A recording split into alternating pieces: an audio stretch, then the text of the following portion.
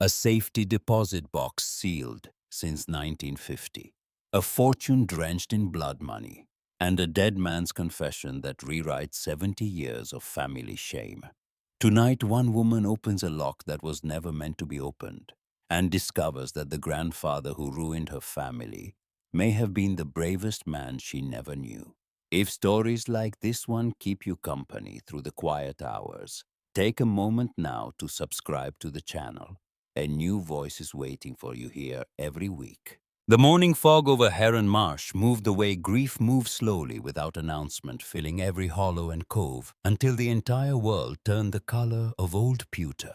It settled over the tidal creeks and the stands of loblolly pine. It muffled the distant clang of channel markers out in the Chesapeake and softened the edges of the crabbing boats resting on their moorings, their hulls dark with salt and age. Cordelia Ashford sat on the screen porch of the house she had shared with Thomas for 31 years. She held a cup of coffee that had gone cold 20 minutes ago. She did not drink it. She did not set it down. She simply held it the way a person holds something when letting go of it would mean admitting there is nothing left to hold.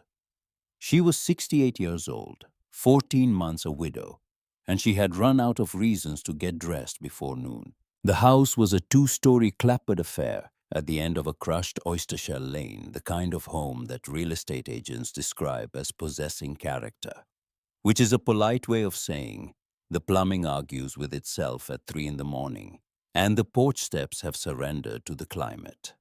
Thomas had loved it. He had painted the shutters twice, replaced the dock planking 3 times, and spent entire Saturdays caulking windows against the Chesapeake winds, humming old Motown songs off-key while the afternoon turned gold around him. Now the shutters were peeling again. The dock planks had started to warp, and the only sound on Saturday mornings was the low mechanical hum of the refrigerator cycling on and off, filling the kitchen with a loneliness so thick Delia could taste it at the back of her throat. Her daughter Marguerite called once a week from Seattle. The conversations followed a script so predictable Delia could have transcribed them in advance. "How are you, Mom?" "I'm fine, sweetheart." "Are you eating?" "Yes." "Are you getting out of the house?" "Of course." The lies came easily. 40 years as a federal court stenographer had taught Delia many things, and one of them was that people rarely listen to the answers they ask for.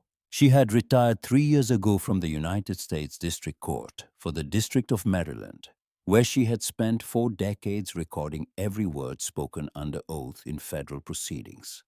Fraud cases, racketeering trials, corporate embezzlement hearings that dragged on for months. Her fingers had translated millions of syllables into the permanent record, and in doing so, she had developed an instinct that no retirement could erase: the ability to hear the precise moment a voice shifts from truth to performance. She could feel a lie the way a barometer feels a coming storm, a tightening, a change in pressure. It was a skill that had served her well in courtrooms. It was useless on a screen porch in Heron Marsh, Maryland, where the only voice she heard anymore was the tide. The phone rang at 9:17 on a Tuesday morning in October. Delia let it ring. Telemarketers had learned to call from local numbers, now spoofing area codes to trick people into answering. She watched the screen. The number was 617, Boston. She didn't know anyone in Boston. It rang a 4th time, a 5th. Something in the persistence of it, not aggressive but patient, the way a person knocks on a door when they know someone is home, made her pick up. "Is this Cordelia Ashford, daughter of Franklin Ashford, granddaughter of Emmett Ashford?" The voice was male, carefully modulated, carrying the particular cadence of institutional authority, the kind of voice that announces itself before it identifies itself. Speaking. "Who is this?" "My name is Harlan Price. I am a senior trust officer at the New England Mercantile Bank in Boston, Massachusetts. I must apologize for the unsolicited nature of this call, Mrs. Ashford. It has taken our firm several months to locate you. We are calling in regard to safety deposit box number 814. Delia set her cold coffee down on the porch railing. The fog was beginning to thin over the marsh, revealing pale shafts of autumn light. "You have the wrong person, Mr. Price. My family has no connection to any bank in Boston. My grandfather Emmett died bankrupt in 1958. He was a gambler. He left my father with nothing but shame and unpaid debts. There was a pause on the line, not the hesitation of someone caught in an error, but the measured silence of someone who has anticipated the response. I understand your skepticism. Mrs. Ashford and I assure you this is not a mistake. Box 814 was leased by Emmett Ashford in November of 1950. The rent was prepaid for 50 years. When the lease expired in 2000, the box entered a legal gray area under Massachusetts dormancy statutes. Due to a recent corporate restructuring, we were compelled to drill the lock last week for auditing purposes. As the sole surviving direct descendant, the contents belong to you by law. What contents I am not at liberty to discuss the inventory by telephone. But I would strongly encourage you to come to Boston at your earliest convenience, Mrs. Ashford. Sooner rather than later. Delia hung up and sat in the silence for a long time. The fog had pulled back from the marsh entirely now, exposing the flat silver water and the dark silhouettes of channel posts leading out toward the bay. She thought about her grandfather. She had never met him. Her father, Franklin, had spoken of Emmett only in fragments, a name attached to an old wound. He was a good man once. Cards got him, lost everything. Franklin had carried the weight of that legacy his entire life, a quiet, careful man who never gambled on anything. Not a stock, not a career change, not even a restaurant he hadn't tried before.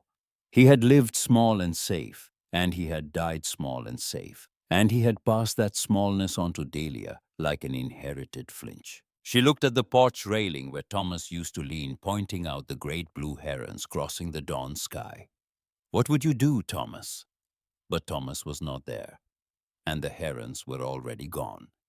2 days later, Delia drove north. The 7-hour journey unspooled like a thread, pulling her backward through the fabric of the country.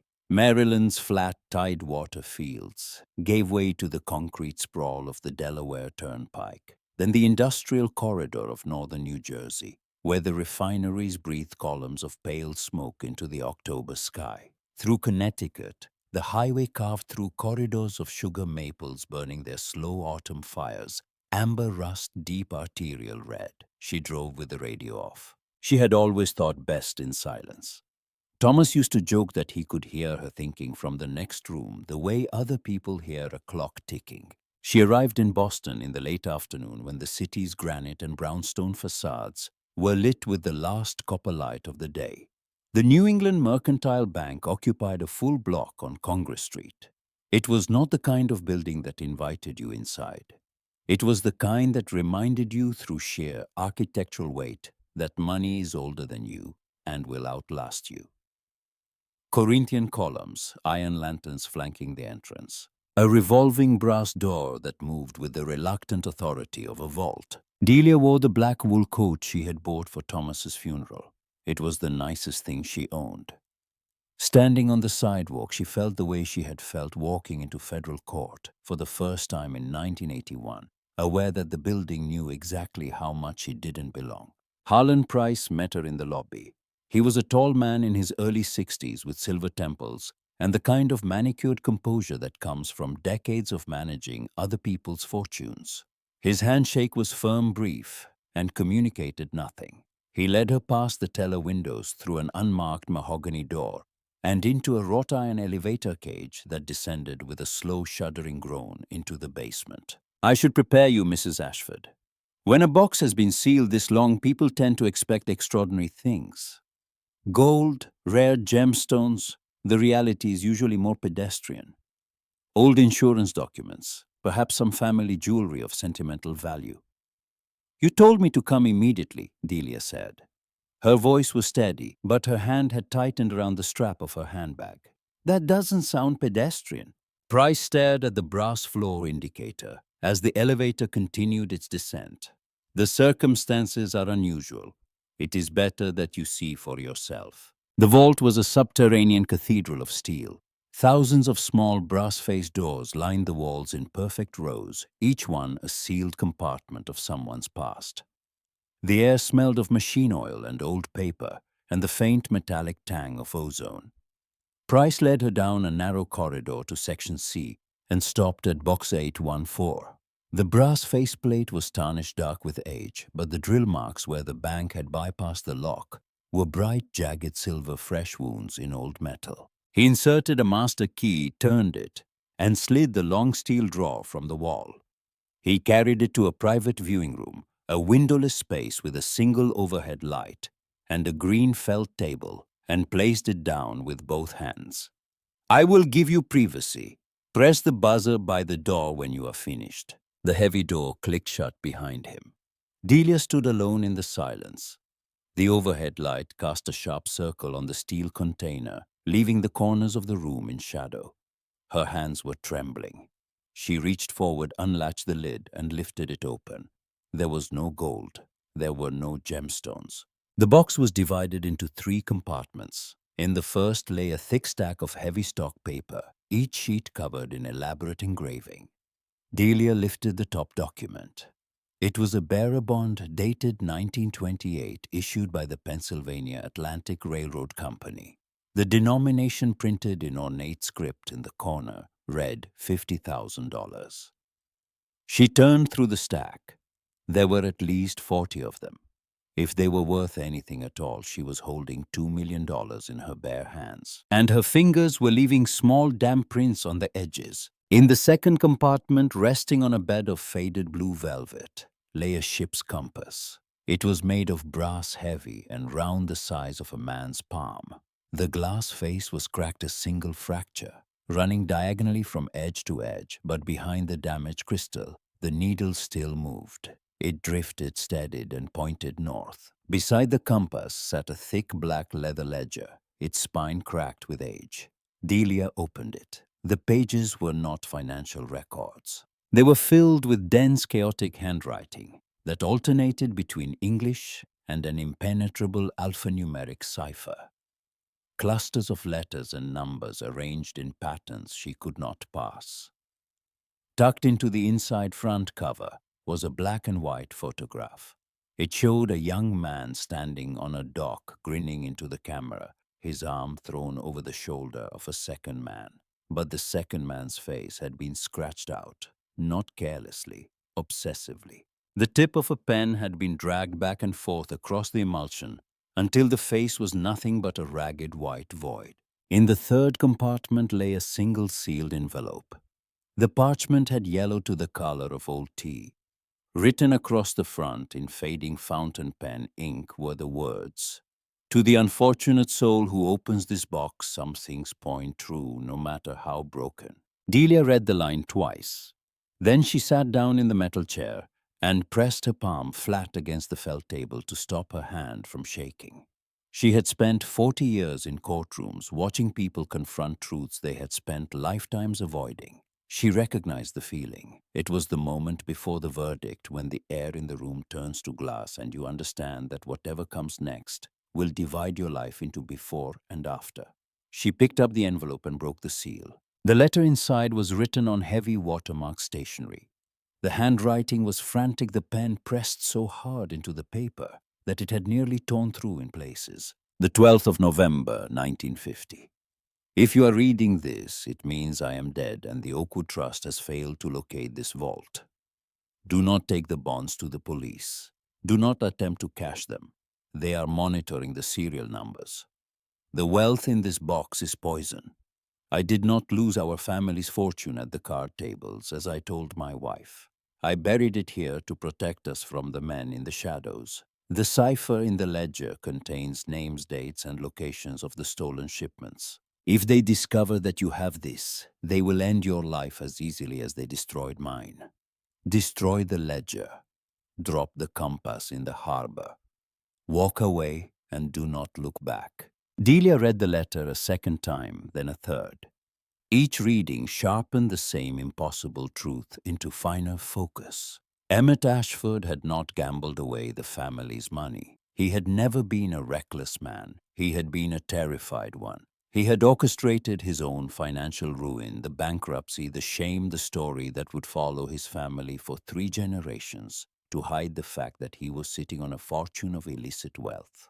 He had chosen disgrace over death, and he had taken the secret to his grave. Delia folded the letter carefully along its original creases and placed it in the inner pocket of her coat. She closed the lid of the box. She pressed the buzzer. Upstairs in the marble lobby, she signed the release forms Price presented without reading them. Her court stenographer's eye caught the way Price watched her hands, not her face as she wrote her signature.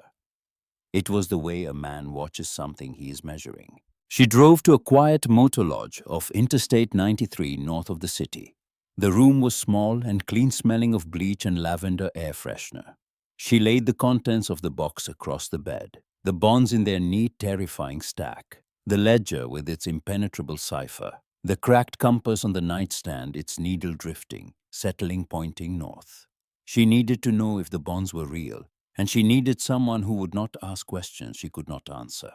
Through an old contact from the federal court system, a retired clerk who had once handled evidence in a major securities fraud trial, Delia reached a woman named Geneva Caldwell, an independent historical appraiser specializing in 20th century financial artifacts. Highly credentialed, discreet. They met the following afternoon at a quiet cafe near Harvard Square. Geneva was a striking woman of about Delia's age, with silver hair pulled back in a low chignon and the composed, penetrating gaze of someone accustomed to evaluating things most people cannot see. She wore a camel-colored cashmere coat and a single strand of pearls, and she smelled faintly of tuberose. Delia placed a single bearer bond on the wooden table between them. She kept the rest along with the ledger and the compass in her handbag pressed against her ribs. Geneva examined the bond through a jeweler's loupe for nearly 2 full minutes. The cafe was quiet. A barista steamed milk behind the counter. Rain ticked against the window. Finally, Geneva lowered the loupe and looked at Delia with an expression that Delia recognized from 40 years of courtrooms, the expression of a witness deciding how much truth to offer. "Where did you get this, Cordelia?" "It belonged to my grandfather. Is it worth anything?" Geneva slid the bond back across the table slowly, as though returning something dangerous. "In theory, yes. Bearer bonds are like cash. Whoever holds the physical paper owns the asset. This particular note was issued by the Pennsylvania Atlantic Railroad, but these specific bonds belong to a ghost." The cafe seemed to grow quieter. Delia leaned forward. In 1949, a shadow syndicate bled millions from industrial companies rebuilding after the war. They converted the stolen funds into bearer bonds to make them untraceable. The FBI investigated. The syndicate vanished. The authorities always suspected an inside man at one of the maritime shipping firms, someone with access to the freight ledgers. Delia felt the room tilt. Emmett standing on the dock in the photograph. The scratched-out face of the man beside him. "If you try to redeem this," Geneva continued, her voice barely above a whisper, "you will not simply trigger a tax audit. You will ring a bell that cannot be unrung. The families that ran that syndicate did not disappear, Cordelia. They evolved. They became legitimate. They are institutional now. They sit on boards, they endow libraries, and they have very long memories." Delia thanked her. She paid for the coffees. She stepped out into the cold rain on Massachusetts Avenue, her handbag clutched against her side like a wound she was trying to hold closed. She drove back to the motor lodge as the sun dropped behind the tree line, casting long amber light across the wet parking lot. She climbed the exterior stairs to the second floor. She reached for the door handle of her room and stopped. The door was closed. The deadbolt appeared intact. But Delia had been entering federal courtrooms for 4 decades, and one of the small unconscious habits she had developed was the way she positioned things. The edge of a curtain, the angle of a suitcase lid, small arrangements that most people would never notice, but that a stenographer trained to observe without being observed always would. The curtain in the window was pulled to the left. She had drawn it to the right. The "Do Not Disturb" placard on the door handle was facing inward. She had hung it facing out. Someone had been inside her room. She opened the door slowly. The room looked untouched. Her suitcase sat where she had left it. The bed was still made, but the air carried a scent that did not belong, something floral and expensive, cutting through the motel's lavender air freshener, the way a wrong note cuts through a chord. Tuberose. Delia's gaze went to the nightstand. The brass compass was gone. In its place, the lamp cast a small circle of light on the bare wood, illuminating nothing. She stood very still in the center of the room. Her body wanted to panic. Her lungs wanted to seize. But 40 years in federal courtrooms had trained a different reflex, the reflex to observe, to record, to note the detail before the emotion. Then the phone rang. It was the room phone, the beige plastic handset on the nightstand beside the empty space where the compass had been. It rang a second time, a third. Delia crossed the room. She picked up the receiver. "You should have left the box closed, Cordelia." The voice was low, unhurried, and stripped of all affect. The kind of voice that does not need to raise itself because it has never been contradicted. "Arthur stole from the wrong people. The debt is still owed, and we are collecting." The line went dead. Delia held the receiver for a long time after the dial tone returned. Her pulse was loud in her ears.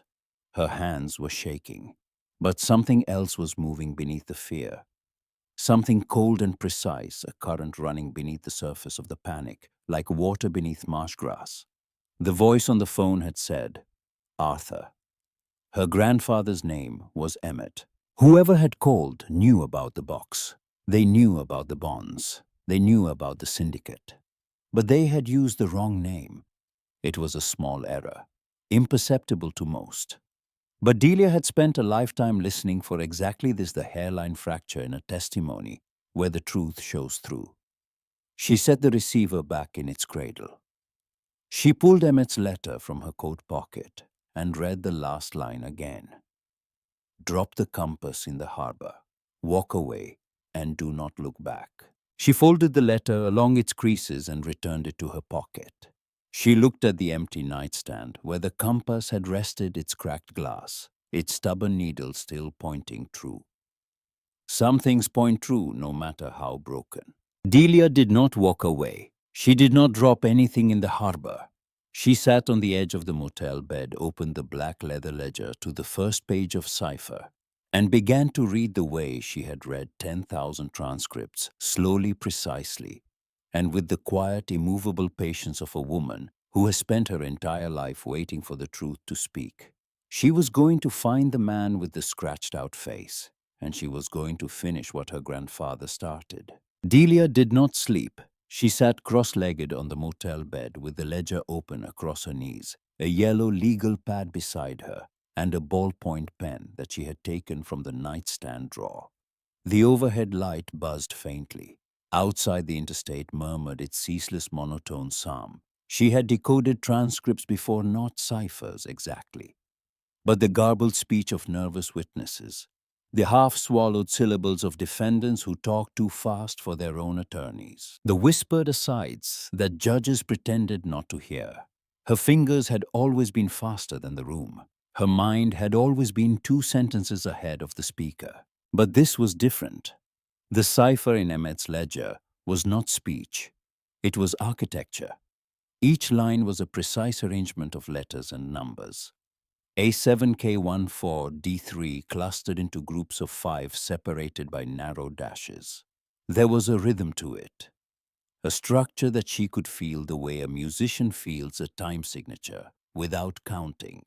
But feeling a pattern and reading it were entirely different things. And after 3 hours of staring, cross-referencing, and filling the legal pad with failed substitutions, Delia had produced nothing but 30 pages of nonsense. She set the pen down and pressed her fingertips against her closed eyes. Thomas would have told her to step back. Thomas, who had been an electrician for 34 years, had a philosophy about problems that refused to yield. You don't force the wire, Delia. You trace the circuit. Find where the current comes from. Where did the current come from? She opened her eyes and looked at the photograph. The 2 men on the dock, the erased face, the wide, confident grin of a young Emmett Ashford, who did not yet know what the next decade would cost him. She had studied the image a dozen times. Now she turned it over. The back of the photograph was blank, or appeared to be. But Delia had spent decades handling evidence in federal cases, documents that had been photocopied and refotocopied, until the faintest marks disappeared from the reproductions, while the originals still held their secrets. She tilted the photograph under the bedside lamp at a shallow angle, letting the light rake across the surface. There, faintly stamped in faded purple ink, barely legible against the yellowed paper, Seamus Tierney. Providence Naval Shipyard, 1948. The man with the scratched-out face had a name. At 4 in the morning, Delia sat in the motel's small business alcove off the lobby, a laminate counter with a battered desktop computer and a printer that smelled of hot dust. The night clerk, a young woman reading a nursing textbook behind the front desk, glanced up when Delia passed, but said nothing. An hour later, she silently placed a cup of fresh coffee beside Delia's elbow and returned to her textbook without a word. It was a small kindness offered without ceremony, and Delia held the warm cup in both hands for a moment before continuing her search. The internet yielded what the internet always yields: fragments. An obituary from 1987 for Seamus Tierney, retired longshoreman survived by one son, a wedding announcement from 1994, and then buried in the archives of the Providence Journal. A scathing profile from 2 years ago, a disgraced maritime historian named Malcolm Tierney, formerly a tenured professor at Brown University, who had been terminated for what the article described as an obsessive, increasingly erratic pursuit of conspiracy theories regarding shell corporations and organized crime networks embedded within New England's financial institutions. The article included a photograph of a haggard man standing outside a brownstone holding a cardboard box of personal effects. It included his neighborhood, Federal Hill. Delia printed the article. She folded it into her coat pocket beside Emmett's letter. She left a $5 bill beside the untouched coffee cup and walked out into the pre-dawn cold. The drive from the motor lodge to Providence took 50 minutes. The highway was nearly empty, the sky shifting from black to a bruised indigo over the Connecticut coastline. Delia did not turn on the radio. She was tracing the circuit. Emmett had hidden the bonds. Emmett had scratched out a face. Emmett had left the name on the back of the photograph like a thread tied to a doorknob, visible only to someone patient enough to turn the picture over and hold it to the light. He had wanted someone to find Seamus Tierney. Not immediately, not easily, but eventually. Federal Hill in Providence was a neighborhood of narrow streets and old brick row houses stacked close together, like books on a shelf. Delia found the brownstone from the newspaper photograph on a steep side street near Atwell's Avenue. The front steps were cracked. A recycling bin overflowed with flattened cardboard beside the door. She knocked. No answer. She knocked again, harder. The door opened on a chain. A man's face appeared in the gap, drawn, unshaven, suspicious, late 60s or early 70s. The eyes were sharp despite the evident fatigue, the kind of eyes that catalogued a visitor in 3 seconds and forgot nothing. "I'm not buying anything. And if you're from the university, my lawyer has already. My grandfather was Emmett Ashford." The eyes changed. The cataloging stopped. Something old and deep surfaced behind the suspicion, the way a shape rises from dark water. "He worked with your grandfather at the Providence Naval Shipyard. Seamus Tierney." I found the name on the back of a photograph in a safety deposit box that has been sealed since 1950. "I have $2 million in bearer bonds in this bag, a coded ledger I cannot read. And someone broke into my hotel room last night and stole a brass compass that I believe is the key to the cipher." The chain slid free. A hand gripped her arm and pulled her inside. The deadbolt turned behind her. Malcolm Tierney's apartment was not a home. It was an investigation that had metastasized into a living space. Filing cabinets lined the hallway. Bankers' boxes rose in columns against the walls of what had once been a living room. A massive corkboard dominated the far wall, covered in newspaper clippings, photocopied documents, and handwritten index cards connected by a web of red thread. that radiated outward from a single photograph pinned at the center, an aerial shot of the Providence Naval Shipyard circa 1947. Emmett Ashford. Malcolm said the name the way a person says the name of a storm that leveled their house. My grandfather cursed that name until the day he died. They were freight auditors together at the yard. In 1950, Emmett vanished. 3 weeks later, a bomb detonated under my grandfather's car on Wickenden Street. He survived, but he walked with a limp for the rest of his life and never spoke a complete sentence about what happened. All he ever said was that Emmett took something that belonged to very dangerous men, and that the safest thing in the world was to be forgotten by them. Delia placed the ledger on the oak dining table that served as Malcolm's desk. She laid a single bearer bond beside it. Malcolm picked up the bond and held it under a gooseneck lamp. His breath caught a sharp intake, half whistle, half prayer. She told him about Geneva Caldwell's warning, about the shadow syndicate that had bled post-war industrial companies dry, about the FBI investigation that went nowhere, about Emmett's letter and its desperate instruction to destroy everything and walk away. Malcolm listened without interrupting. When she finished, he sat back in his chair and stared at the corkboard on the wall, at the red threads connecting 40 years of his own obsession. "The Oakwood Trust," he said quietly. "That is the name on every dead end I have ever hit.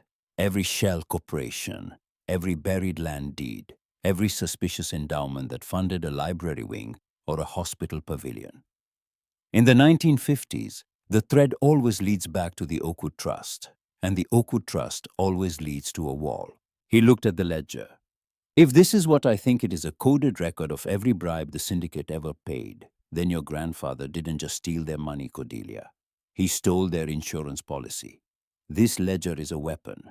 It contains the names of every politician, every judge, every police chief who took their money and looked the other way.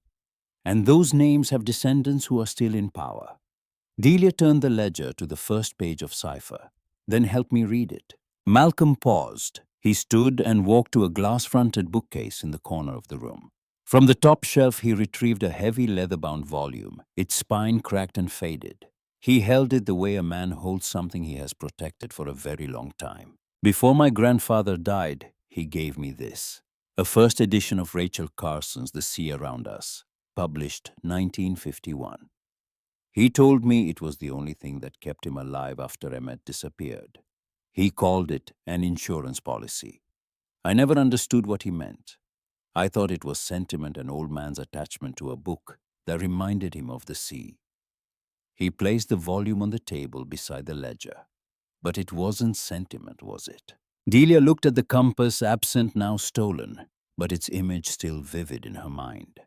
The cracked glass, the needle that still pointed true, the bearing it held 11 degrees 14 minutes. Page 11, line 14. Malcolm opened the Carson to page 11 and counted down to the 14th line.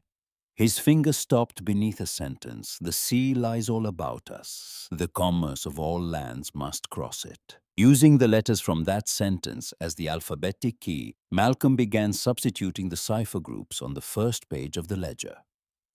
Delia pulled the legal pad toward her and took over the transcription, her fingers moving with the automatic metronomic precision of a woman who had spent 40 years turning spoken language into written record. Where Malcolm hesitated over letter frequencies and second-guessed his substitutions, Delia's hands simply moved. She did not need to understand the system intellectually.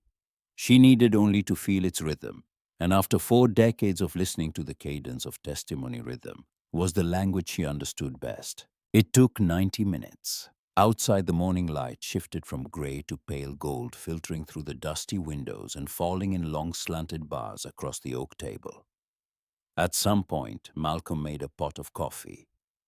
At some point, someone in the apartment above them began playing a piano.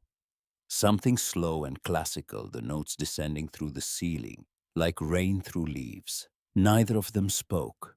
The only sounds were the scratch of Delia's pen, the rustle of turning pages, and the slow, measured breathing of 2 people approaching a truth that had been sealed for 70 years. When Delia finished the last substitution on the first decoded page, She set down the pen and read.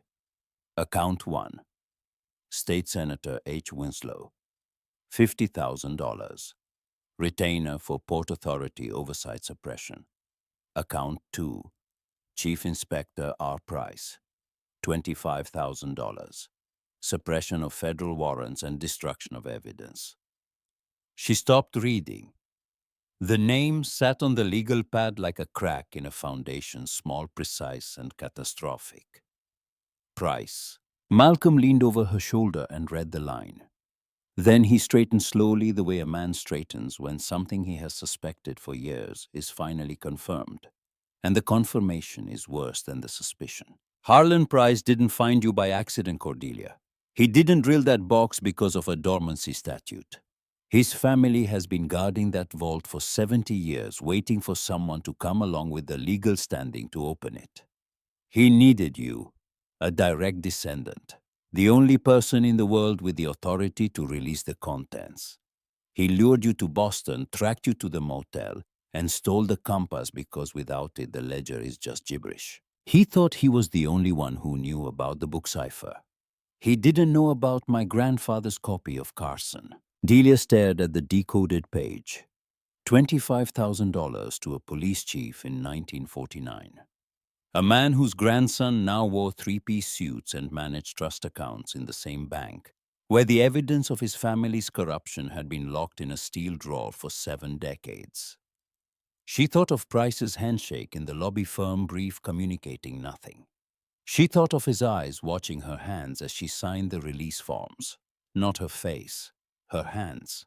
He had been measuring whether she was dangerous. They worked through the next 4 pages by late afternoon. The names accumulated like a bill of indictment.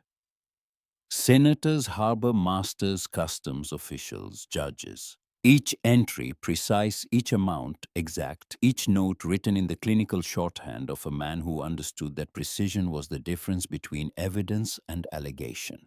It was on the 7th page that Delia's pen stopped moving. Account 19. W. Caldwell, $100,000, founding principal. Syndicate organizer. Oakwood Trust architect. Caldwell. Malcolm saw the name at the same moment. He sat down heavily. Delia reached into her coat pocket, unfolded the Providence Journal article about Malcolm's dismissal, and laid it on the table beside the decoded page. Then she said the thing that had been forming in her mind since the moment she had noticed the empty nightstand in her motel room. The night someone searched my room, I noticed a scent on the pillow. Tuberose. Expensive. Distinctive. The same perfume Geneva Caldwell was wearing when I met her in Cambridge. Malcolm looked at her. Geneva Caldwell. The appraiser. She's not an appraiser, Malcolm. She's Oakwood Trust. Winston Caldwell's granddaughter. She knew what the bond was the instant I placed it on the table, not because she recognized the engraving, but because she recognized the theft. She didn't examine that bond. She identified it. And then she went to my motel room and took the compass herself. The room was quiet. The piano upstairs had stopped. Through the window, the Providence skyline was turning amber in the fading afternoon light. Delia closed the ledger. She placed both palms flat on the table, the way she used to steady herself before a long afternoon session in court. A small, deliberate act of grounding that meant the same thing every time the record is clear, and now we proceed. I need to speak with Price. She used a prepaid phone purchased from a corner bodega on Atwell's Avenue. She dialed the direct extension printed on the business card Price had given her at the bank. He answered on the second ring. Fletcher. It's Cordelia Ashford. A pause not long but waited. The silence of a man recalculating. Mrs. Ashford, I was concerned about you. I understand there was an incident at your accommodation.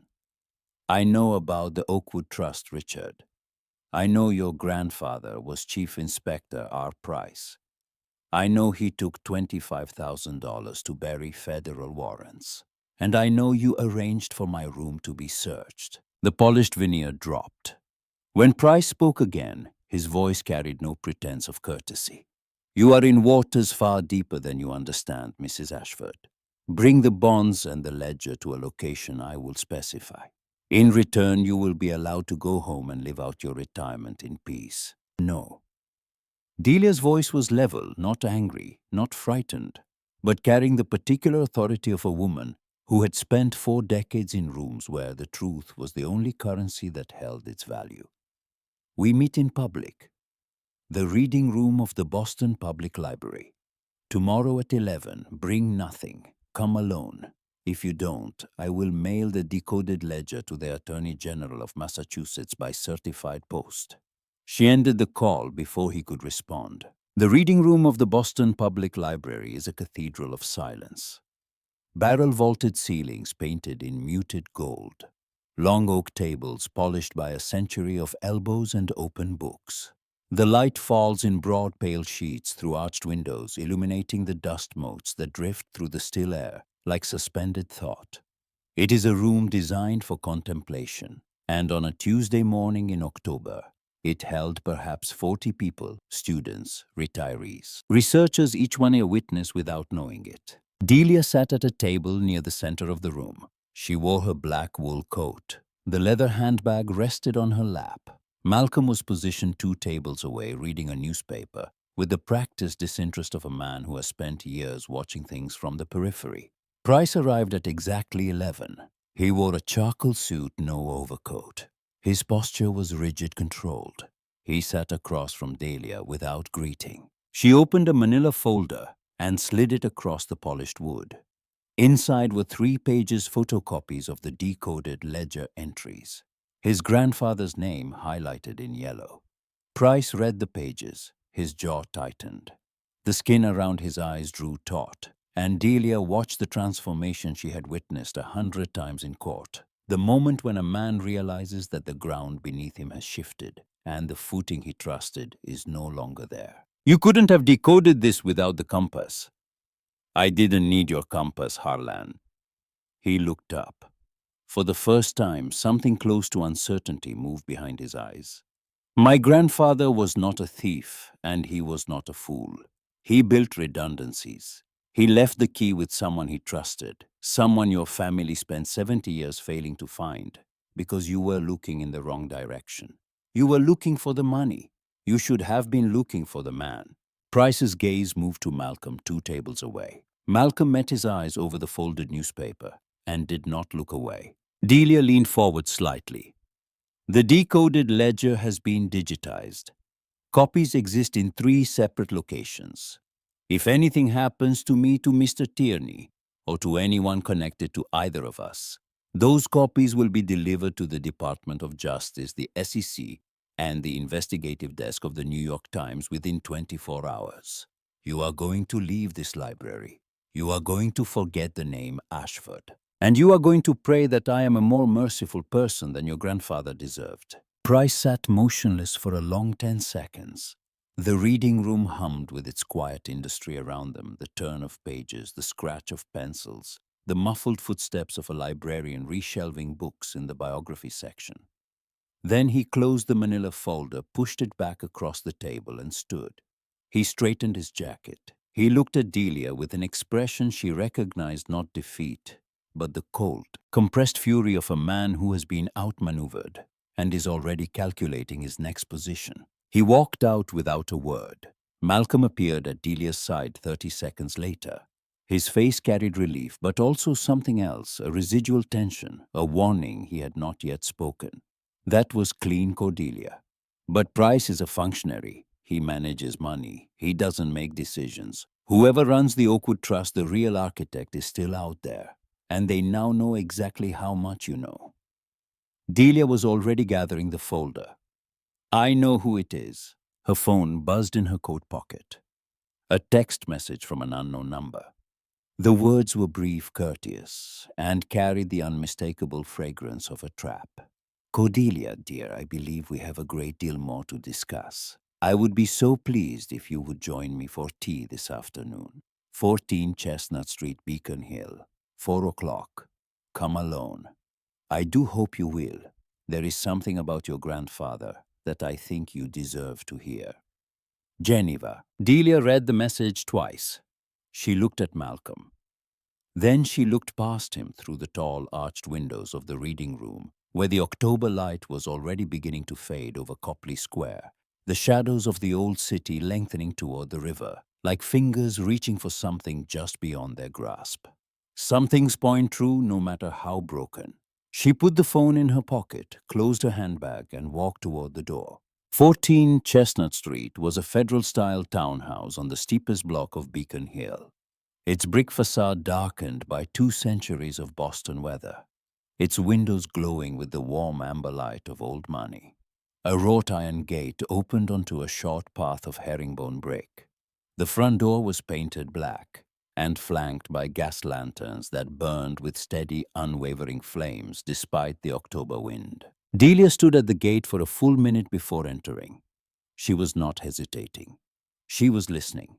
40 years of courtrooms had taught her that the most important information in any room is the information that arrives before the first word is spoken. The temperature of the silence, the quality of the light, the distance between the chairs.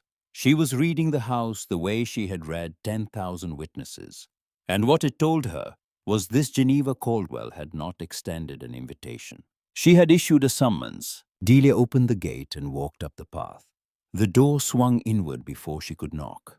A man in a dark suit, young, expressionless, built like a closed fist, stood in the entrance hall. He did not speak.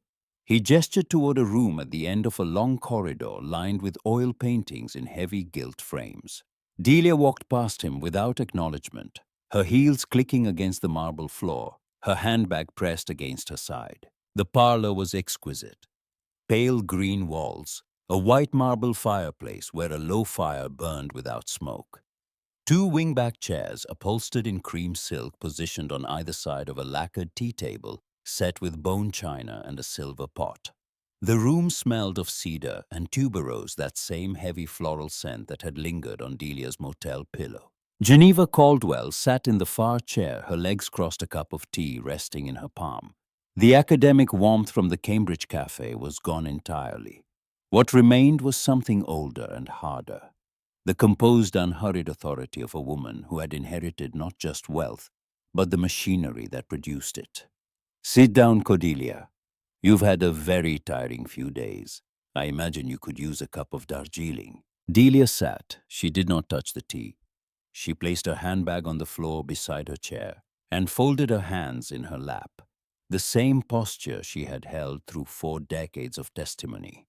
The posture that said, I am here to listen, and I will remember every word. Geneva studied her for a moment, then smiled a thin, appraising smile that did not reach her eyes. You are more formidable than I expected. Fletcher's granddaughter married poorly and produced a line of bankers with no imagination.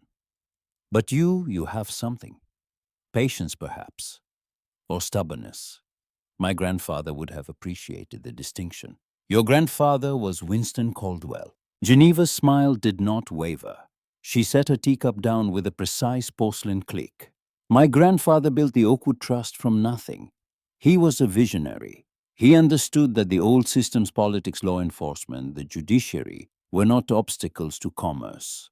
They were instruments of it. All they required was proper funding. He funded them. For 30 years, the trust operated with perfect efficiency. And then your grandfather, in a moment of reckless sentimental morality, stole the ledger that documented everything and disappeared. Delia said nothing. She waited. Geneva leaned forward. I don't want violence, Cordelia. Violence is wasteful and conspicuous, and I have spent my entire career avoiding both. What I want is simple. I want the physical bearer bonds. Without the originals, your whistleblower claim to the SEC is a stack of photocopied allegations from a retired stenographer and a disgraced professor. It will sit in a bureaucratic queue for decades. You will die before a single indictment is issued. Give me the bonds, and you can go home to your lovely Marsh and your quiet life and never hear from me again. Delia looked at the fire. The flames moved in slow liquid waves over the cedar logs, casting shifting patterns of light across the marble hearth. She thought about Thomas.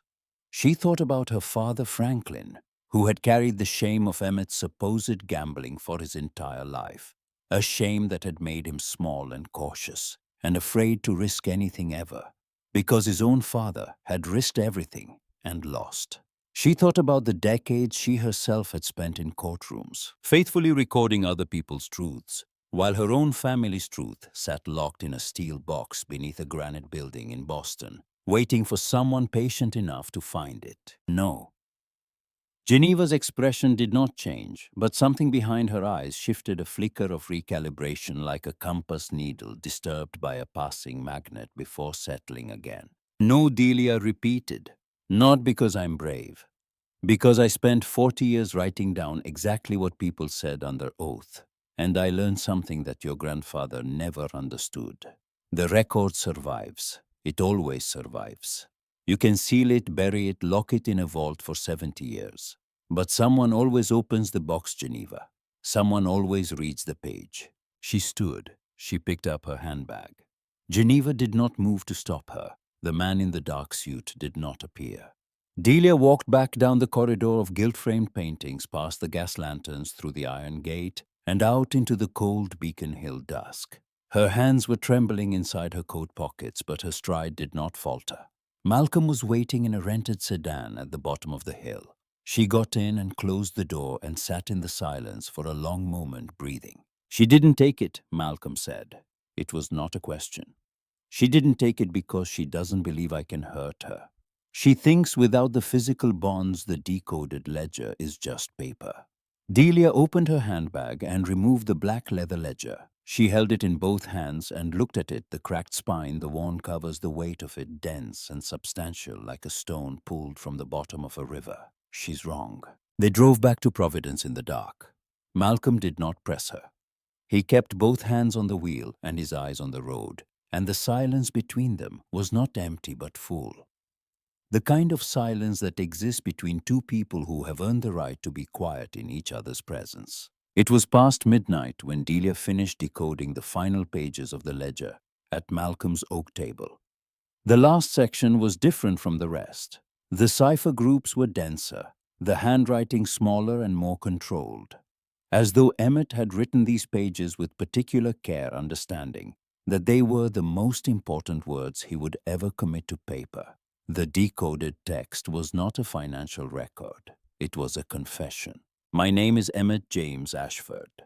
From March of 1947 to November of 1949, I served as a confidential informant for the United States Department of the Treasury, assigned to document the financial operations of the organization known as the Oakwood Trust.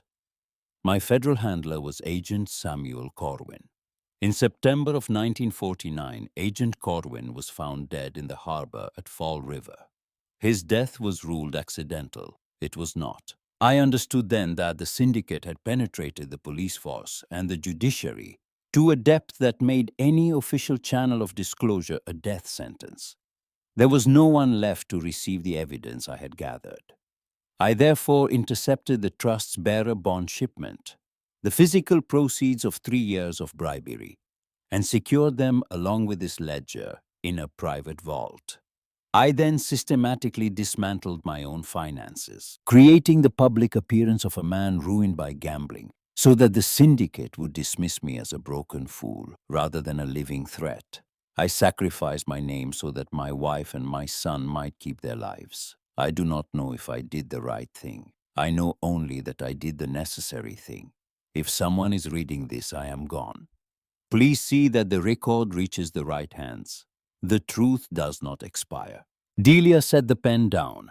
She pressed the heels of her hands against her eyes and wept, not loudly, not dramatically, but in the quiet, exhausted way a person weeps when a weight they have carried without knowing it is finally named and set upon the table. Her grandfather had not been a gambler. He had not been a coward. He had been a man of ordinary courage who had done an extraordinary thing, walked away from his own reputation, his own family, his own legacy, so that the people who depended on him could survive. He had chosen to be remembered as a failure so that his son could live. And his son, Franklin, had carried that false shame for 50 years, passing it down to Delia. like a scar on the family spine, never knowing that the wound was not a wound at all, but a shield. In the morning, Delia did what she had always done best. She built a record. She contacted a former colleague, a retired federal magistrate in Baltimore, who owed her nothing, but trusted her implicitly the way people trust someone who has spent a lifetime handling truth with care. Through the magistrate's referral, she retained an attorney who specialized in SEC whistleblower submissions. The filing was precise, exhaustive, and unimpeachable, the original Cipher. The Rachel Carson key, the full decoded translation, and a notarized chain of custody tracing every document from the safety deposit box to the present moment. Copies were transmitted by secure courier to the Department of Justice, the SEC's Office of the Whistleblower, and the investigative unit of the New York Times. It was not dramatic. There were no armored vehicles, no tactical teams descending a loading dock ramp. It was paper. It was procedure. It was the slow, implacable machinery of the law set in motion by a woman who had spent her entire career watching it work and who understood better than anyone that its power lay not in speed but in permanence. That afternoon, Delia made one phone call. Geneva answered on the first ring. She knew. The filing was submitted this morning, Delia said. Her voice was steady and carried no anger, no triumph, no satisfaction. Only the flat, factual tone of a woman reading something into the record. The original bonds have been surrendered to the SEC as material evidence.